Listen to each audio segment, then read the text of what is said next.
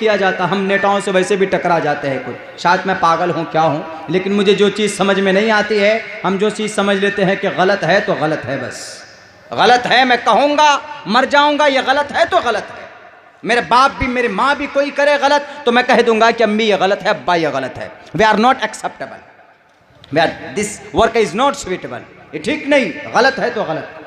तो कहाँ गए?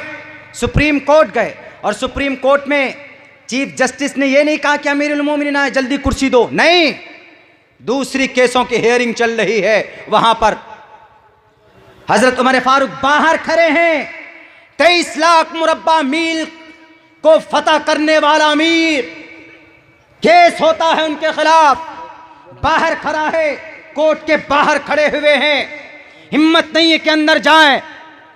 चीफ जस्टिस ने कहा जब केस खत्म होगा, पहले जिसकी हियरिंग चल रही उसकी पूरी होगी, अमीरुल मोमिनीन को अंदर बुलाया जाता है।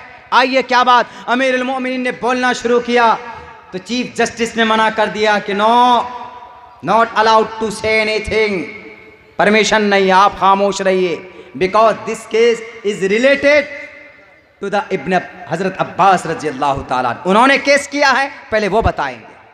हजरत अब्बास से कहा गया कि बताओ क्या है, क्या मामला है। उन्होंने कहा कि चीफ जस्टिस साहब, ओ माय लॉर्ड, हाँ, परनाला जो था हजरत अबू बकर के ज़माने में रहा, मोहम्मद रसूलुल्लाह के ज़माने में रहा, उन्होंने नहीं हटाया, इन्होंने हटा दिया। बुखारी और मुस्लिम के अंदर ये रिवायत मौजूद, इन्होंने हटा दिया।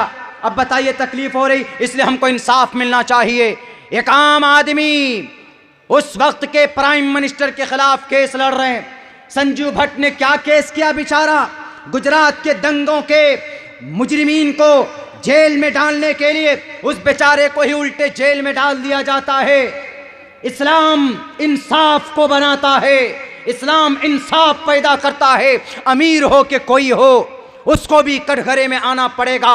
उमर फारूक कटघरे में खड़े हैं और साफ अब्बास कहते हैं मुझे इंसाफ चाहिए, मेरा वक्त हो चुका है, बस सिर्फ 5 मिनट चाहूंगा मैं।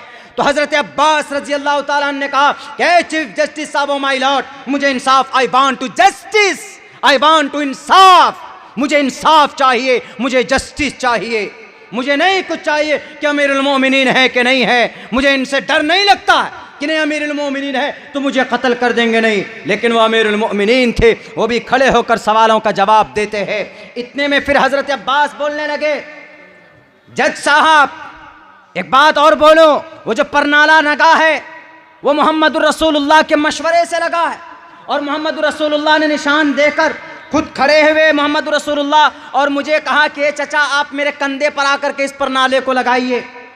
उन्होंने कहा अच्छा ऐसा हुआ। हजरत अब्बास से चीफ जस्टिस ने कहा कि एनी आई विटनेस, कोई गवाह है तुम्हारे पास?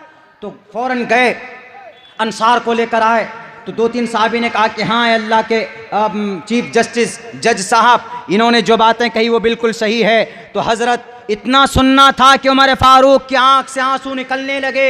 उन्होंने कहा ए अब्बास, मुझसे गलती हो गई, मुझे मालूम नहीं था, आओ जैसे मोहम्मद ने लगवाया था मैं आज तुम्हारे परनाले को वैसे ही लगवाता हूँ। अमीरुल मोमिनीन 22 लाख मुरब्बा मील को फतह करने वाला, जिनका नाम सुनकर कैसर किसरा के हम महल के अंदर लर्जा तारी हो जाया करता था, वो अमीरुल मोमिनीन खड़ा होता है। हज़रत अब्बास को खड़े करते हैं अपने कंधे पर और परनाले को सेट करते हैं, उस पाइप को लगाते हैं जिससे पानी नीचे निकलता है। ये अमल देखकर हज़रत अब्बास ने उनकी इस हरकत को देखकर, उनकी अदल को देखकर, उनकी इस इंसाफ को देखकर हज़रत अब्बास ने उस घर के मस्जिद नबी के अंदर दे दिया। है कोई हुक्मरान ऐसा? बताओ आज की तारीख में तकरीबन 5000 ऐसे एमपीज एमएलएस हैं, 500 पिछले जब से आज़ाद हुआ है भारत तब से लेकर आज तक, जिन पर रेप के केसेस हैं, जिन पर चोरी के केसेस हैं, डाके डालने के केसेस है कोई माए का लाल जो उन पर केस चलाए और उनके ऊपर ट्रायल शुरू करे? नहीं चला पाओगे। क्यों? तुम्हारे पास ऐसा कोई निज़ाम ही नहीं है। अगर ऐसा कोई निज़ाम है कहीं पर तो वो इस्लाम के अंदर है। बराबरी का निज़ाम अगर कहीं पर है, मसावात का कोई निज़ाम अगर कहीं पर है, तो वो मोहम्मदुर रसूलुल्लाह की लाई हुई शरीयत, अल्लाह की भेजी हुई कुरान के अंदर है। और साफ लफ्ज़ों में कहा है, इंसाफ करो, इन्नल्लाह यअमुरुकुम अन तुअद्दुल अमानाति इला अहलिहा, जिनका जो हक है पूरा करो।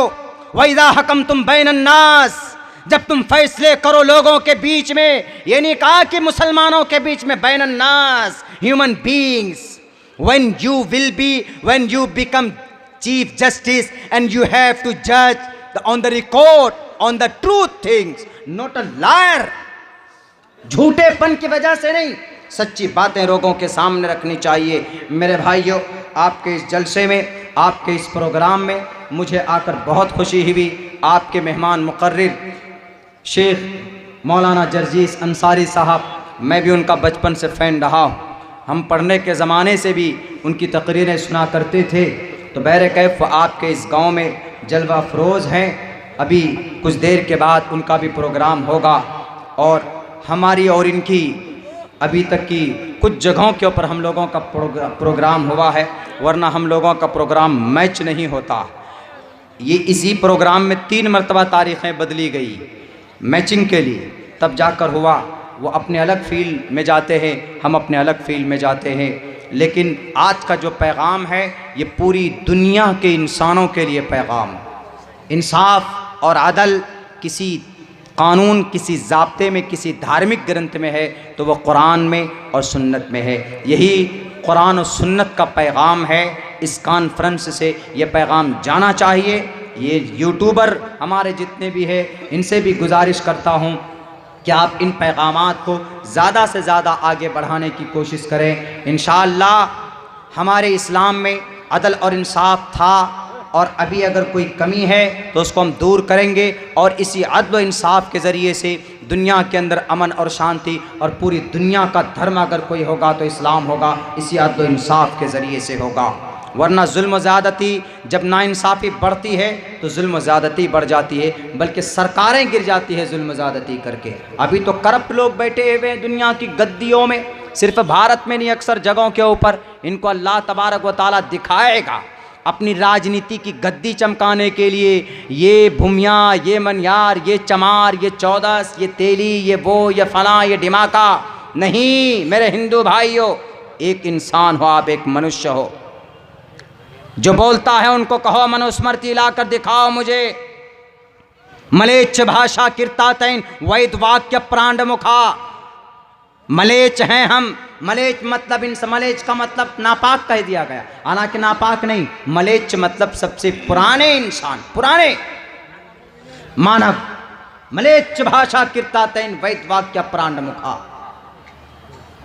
बोलेंगे हम इंशाअल्लाह, रखेंगे लोगों के सामने में बात है जहाँ तक हो सकेगी। जब तक जान है, जब तक ताकत है, जब तक खून का आखिरी क़तरा बदन में रहेगा, तो हम हिंदू भाइयों की भी हकीकत उनको बताएंगे, उनको समझाएंगे कि आप भी ईश्वर के एक बंदे हैं। आपको भटका दिया गया, बहका दिया गया।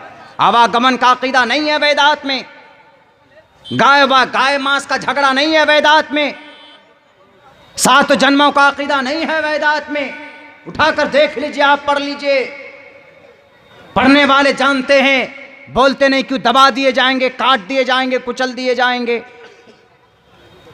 अल्लाह से दुआ करता हूँ कि अल्लाह तबारक व तआला हम तमाम मुसलमानों को अदल व इंसाफ से काम करने की और अमन और सुकून के साथ रहने की तौफीक दे, और कुरान और सुन्नत से ज़्यादा फ़ायदा हासिल करने और को जानने समझने की जुस्तजू और इस्तिक़ामत अता फ़रमाए। बहुत बहुत शुक्रिया। जज़ाकल्लाह। अस्सलामु अलैकुम वरहमतुल्लाहि वबरकातुहू।